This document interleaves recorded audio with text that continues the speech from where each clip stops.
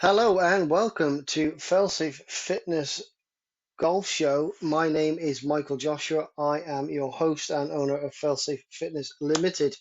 It's going to be a quick sharp show once again this week. There's been some interesting news stories that I want to get into, and obviously some news about what I can do for your game as well. Also, there's going to be a little putting tip at the end. So let's crack into it, shall we? First up, let's talk about what's going on in the world of golf in terms of where they're going to be. This weekend, it's the AT&T Pro-Am at Pebble Beach on the PGA Tour. Both the LPGA, LET, and LIV, all three of those are, of course, not playing this week, unfortunately. And the DP World Tour is going to be at the Bahrain Championship, of course, in Bahrain. And as traditional with the start of the European Tour season, it's in much sunnier climes than Europe, which is pretty dreary at the minute in terms of rain and wind, etc., etc. So that's what's going on with the professional tournaments. Um, Talking of what I can do for you and what offers are going to be available. So obviously all the way through January, I have been doing a buy one, get one free. And if you are recommended by anyone who's already a client, a student of mine in the golf performance world, you will get half of whatever they book for free. That, of course, has now ended, unfortunately. But February 3 for 2 is back. So 3 for 2, £20 an hour, £40 for 3 hours. You can have two 90-minute sessions. You can have three 1 hour sessions. You can have one 3 hour session. Depending on how good or how bad you are and how much you want to work on at a time, we can go through your entire game in a 3 hour session. For 3 hours for the price of two, £20 an hour, £40 for a 3 for 2 is going to be available for the entire 20 odd 8 days of February. So from the 1st of February right the way to midnight the 28th, you will be able to get 3 for 2 available on the website. Or if you book via email or ring me via the details in the description and available on the website and every bio link imaginable. So that is what I'm going to be offering us throughout February personally for the golf performance. And also, if you are in the region of Himley Hall Golf Club, yes, the golf club is currently closed at the minute. We do have a course that is built on clay, so it is still very, very wet. We can't actually barely walk around the course, let alone get anything machinery-wise out there to do anything about the course at the minute. But if you are anywhere in the vicinity of Himley Hall Golf Centre and you still do want to play golf, but you don't want to trudge around in this horrible stinky mud that the UK seems to be covered with at the minute, then I am offering £20 an hour for sim golf. So you may have seen on my Instagram the lessons that I'm doing in the net at Himley Hall. Basically, my simulator will allow you to play wherever the hell you want. I have over 60,000 golf courses available. You can come and play St Andrews, you can play Dubai, you can play wherever you like. You can even play in Augusta now. That's actually on there. I think it's an old version of Augusta, but Augusta is on there. So if you want to come and play sim golf, 1 to 4 players, it is still the same price. It is £20 per hour, and trust me, one player you can probably get round a full round of golf in under an hour for one person. So if there's 4 of you, I'd probably say 2 hours. That's 40 quid. You can come and have a laugh. You can come and do whatever you like. You can have a little long range driving competition at the end if you want. Anything like that, we can do sim golf for £20 an hour. That's £5 each if you're in a 4 ball. So think about this. While you're going and playing 15, 20, £30 for a round of golf out on Mud Island, you could be sat nicely having a coffee and something to eat from the wonderful cafe at Himley Hall Golf Centre, and you could be playing sim golf in the relatively dry conditions and not having to walk hundreds of yards being covered in mud at the end of it. Might be a little bit getting to and from the range, but not as much as you would if you were actually playing golf. So sim facilities are available, £20 an hour. That's £5 per person if you're going to play in a four ball. Please get in touch to book your sessions, and that's by phone or email, please. So that's what I can do for you. That's what I'm up to throughout February, and that's what the professionals are going to be up to this week. So let's get into your little fitness tip of the week. Now, this is something I think a lot of people struggle with their hips, especially as we get older. We sit a lot, and especially when we retire, we sit a lot more. So those hips get very stiff and very static. So what this is called, it's called the pigeon pose. I will put a post on the website, so failsafefitness.weebly.com. I will put a video to the pigeon pose, and I will also put it up on Instagram and Facebook as well. So this little pigeon pose, you can do it standing up, you can do it sitting down, you can do it on the floor. Different variations work the same kind of muscles. They're going to help to stretch your hips, allow you some more freedom, and that's the problem. We have got very stiff hips. The fluidity of being able to turn your hips, turn into your right hip as a right-handed golfer and out into your left hip to help. I mean, once you've got that rotation in the hips, you tend to find that people tend to flow very easily with a golf club. But when they're very static at the hips, it's very snatchy with the arms, and that's when the club gets thrown left with an open face, or gets thrown left with a closed face, and it's a snap hook or a terrible slice. So being able to rotate your hips in a golf swing, very, very, very important. And this pigeon pose is going to help you do that. It's going to take some work, but if you do this pose for 3 to 6 weeks, you are going to see some definite mobility differences in your lower half of your body. I will put that pose up, and I'll put all the video links up in the description as well. Thank you very much. That's your fitness tip for this week if you're a golfer. Let's get into the news then. Interesting news this week, something that caught my eye. A certain Anthony Kim.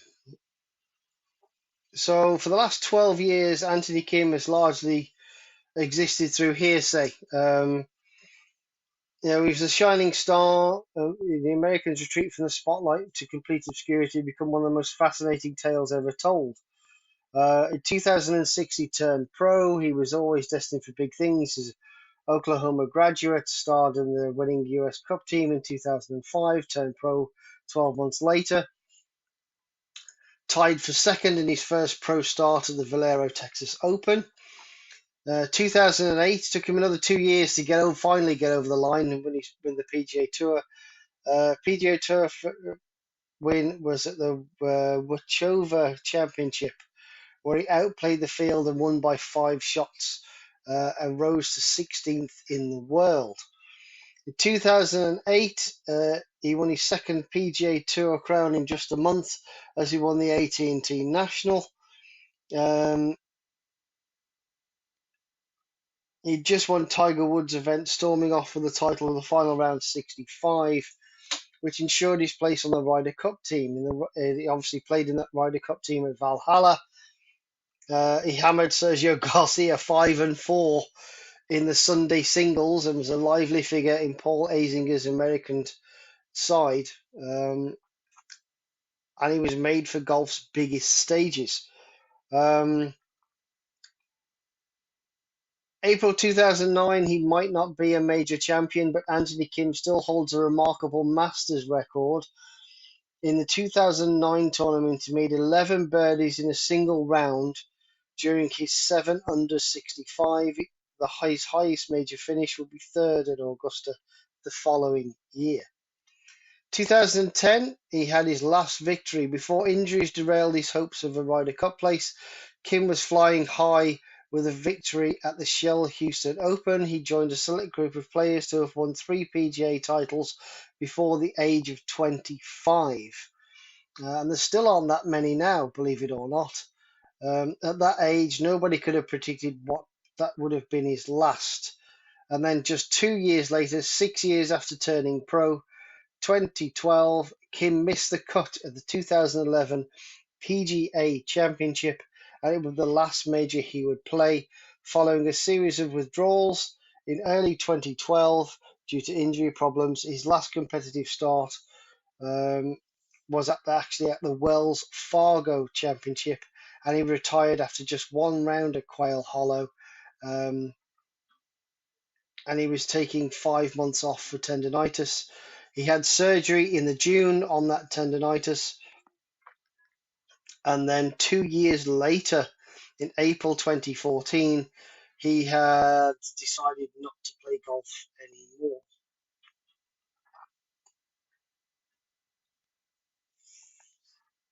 And that's it. He's been disappeared since then. So Anthony Kim, that was his career. Um, I know of the guy because I watched a little bit of golf, played the games. Obviously, he was in the games, the PGA Tour games at the time. Um, and he was a massive, massive talent. And obviously, the injury that he had to his elbow and the surgery that he had, and he just fell out of love with golf. He made some money and he's gone into obscurity. But now there's a rumor that the PGA Tour would welcome him back if he could qualify onto it. But there's also the biggest rumor is that court documents released 2 years ago during Liv's golf legal battle showed that Kim was one of 179 individuals or organizations to have held discussions relating to the Saudi-funded circuits in September 2019. So there's a big rumor that Anthony Kim could come back and play at Liv, which would make a lot of sense. I still think competitive PGA Tour for 35 events a year, having to play at least 15 or 20, and him getting on the tour would take another couple of years. And he hasn't played golf really, I don't think, for the last 12 years. So going to Live, he would probably still outdo half the Majestics team.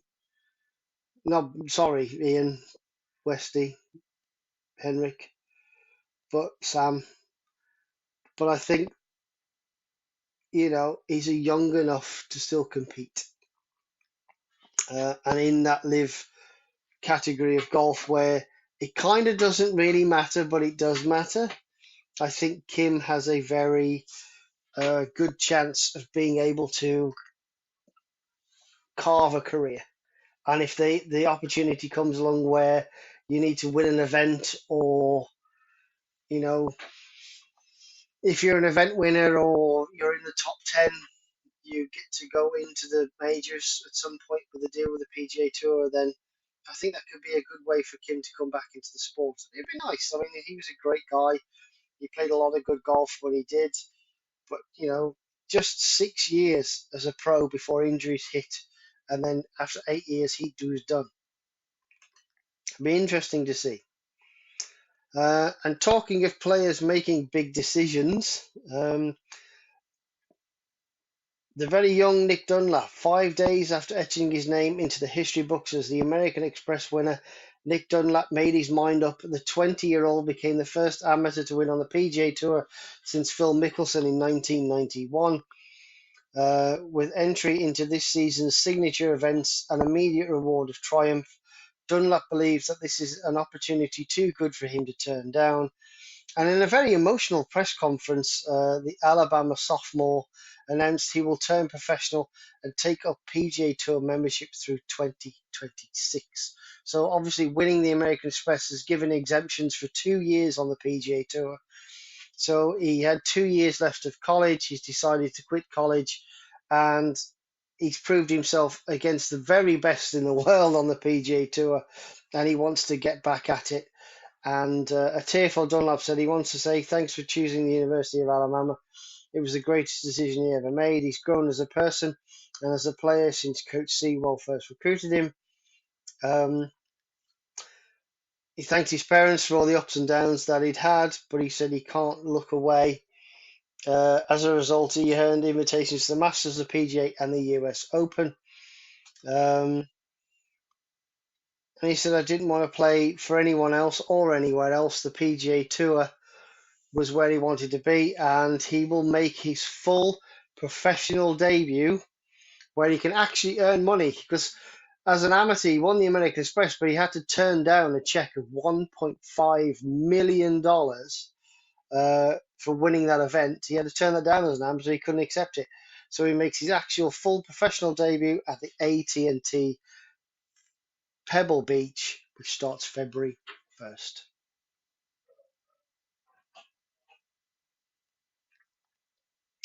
That's a good news story for me because the lad is really, really good. And the other news story that caught my eye this week was Lexi Thompson makes a surprising equipment change for 2024. Um, we all know Lexi Thompson. She's a great American golfer. Um, she generally uses the brand's latest clubs from Cobra. She's used Cobra since 2010 and has worn Puma apparel for the same amount of time because Cobra and Puma are intertwined. Um, but Thompson has split with Bridgestone in December, um, and now we know why. So MaxFly is a company, a ball that is made by Dick's Sporting Goods in America. She turned around and said, I've been testing the MaxFly Tour Series for a few months. The MaxFly Tour ball exceeded my expectations. It fits my game really well, increasing my ball speed without sacrificing some control. And I'm excited to be joining forces with a brand that has such a long standing within golf. Now, I know MaxFly from back in the day. People like Ian Woosnam used to use MaxFly. Um, I think John Daly used Max Flies at one point as well. So, they're an old brand, but they were taken over a bit like the Kirkland brand from Costco. But Max Fly were already on tour and they got took over by Dick's or bought out by Dick's, and now Dick's Sporting Goods are making these golf balls. So she has switched from Bridgestone, where she's been, I don't know if it's 3 or 5 years she'd spent with Bridgestone. Bridgestone won a big recruiting bid just before COVID. No, obviously they got Tiger, they had Bryson DeChambeau, Jason Day. Day's just released a new sort of visual sighted Bridgestone golf ball. Um, but Lexi Thompson was one of those on the LPGA tour, and she's now gone to MaxFly. I just thought it was interesting that a brand that I know in America is doing really, really well. They're smashing it, and a lot of my Golf Spy reviews of their golf balls have gone down really, really well.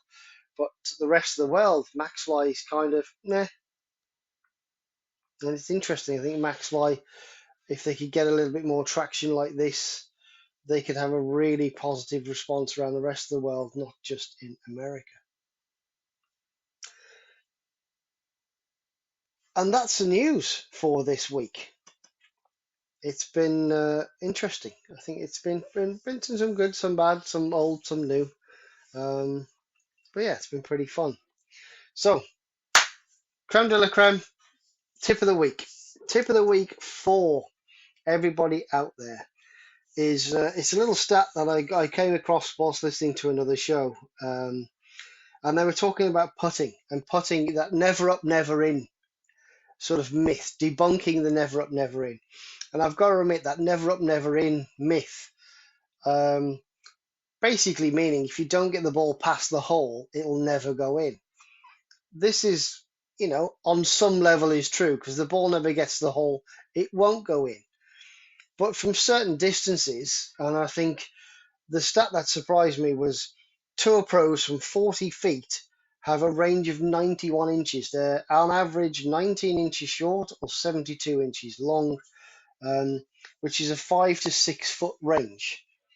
So even tour pros are only trying to get their ball to somewhere between 2 feet short and 4 feet past. That's it. They have a 6 foot range. So if you take that 6 feet and you make it 8 or 10 feet, so if you say two and a half paces from the hole, from 40 feet is really good. And if you say 2 paces from the hole from 30 feet is even better. So my tip this week is don't think you're trying to hole this 40 footer or 30 footer or even 20 footer. PGA Tour pros, I think from 35 feet, hole about 5%. And they're happy accidents. They don't hole a lot from outside 30 feet. So as an amateur, I don't see why from 20 and 25 feet we should be expecting to hole those. Because the pros have a 12 or 15% hit rate, which isn't a lot. It's 12 or 15%, not 20 and 30 or 40 and 50%. It's 12 to 15% from sort of 25, 30 feet. They actually hole. They're happy accidents. They're not trying to hole it, they're just trying to get it close. So I think for us amateurs, I think from 20 feet, if you can get it inside that 6 feet, you've hit a damn good putt. Stop trying to hole the ball and certainly stop rattling them 10 feet past. Imagine, so walk beyond the flag 2 paces and then walk in front of the flag 2 paces. That's your target. Feel what 2 paces looks like, or even visualize it. Stand by the hole and take 2 steps away from it and turn round and say, okay, I don't want the ball to go past here.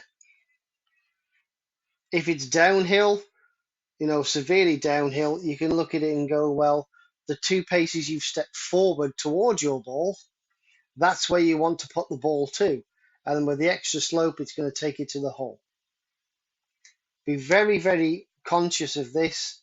So, 2 paces either side of the hole from 20 to 25 feet, that's as good as you're going to get. You're an amateur. And even the pros are only holding about 15 to 15%. So don't try and think you've got to hold it. So the never up, never in, it's just a myth. You've just got to try and get it as close as you can. 6, 8 feet is a perfectly reasonable putt from those distances. And I think that's about it. I think that's pretty good for this week. Thank you for listening.